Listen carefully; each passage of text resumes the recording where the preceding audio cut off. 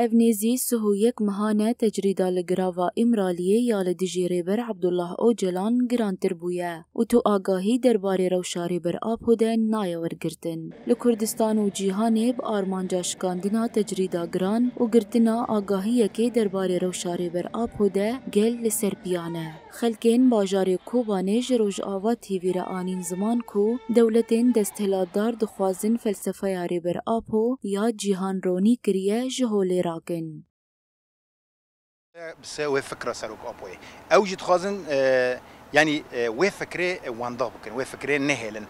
خاصه بقرتنا سروك ابو واتكو قرت ابو سروك ابو هاتا قرتن وانغو او فكره قاديه ديكو فكره هين بردوام كر هين زيده بو تجريدك هندري زندان دجدان سر سروك لان ها بدنا بول خادني كي دولت الدنيا دا هفته و 4 دولت الدنيا دا يعني جي آزادی رپر آپود خازنه امجی گله باکر رجال سوری به تایبت گله کوبانی امجی ناوی آزادی دانه امل سر پیامن حتی داوی حتی که ام سروکی خارز هانا نو سروکتی نظام بوجی که سروکتی ها تا گرتن هر کسی به نو سروکتی بانکر به هزار به میلیونان ملت رابو سبه حیا ایوار باند کن شارعان دران دبی برج سروک آپو بی سروک جیان نابه يعني سروک ملت کی نه سروک انسان کی این شخص کی کردان تنه هر کسی بر حمیز که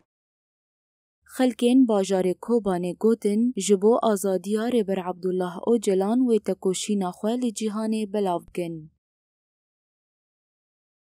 بر آبو کتی سال 25 نه یعنی ام هیویا ما هر کسی دا هیویا خواهم نه کسی که وقت منظمه هیویا مش گله کرده شگل هر 4 پارچه کردستانه چل اروپا به چل آسیا به چل افریقا به امرام نه کولانان بود چالکیان بود داخلانش بود روی بر آبو وره کردن ام سر فکر و فلسفه روی بر آبو نه دخوازن سروک خدمت نب مدابه وقتی که همه دنیا گیش کی سروک خوانه ایمجوه هبه و اما برخوا بدن الله سروک خوش نب خدا ببینن حتی تدی زاروک می 10 سالی به تلیه خارات که دبی بجی سروک آپو بجی سروک آپو داره 25 سال نه عریبن زندان داره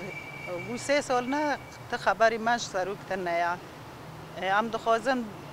سروک آگاه که جیب بیسن خبره که جیب بیسن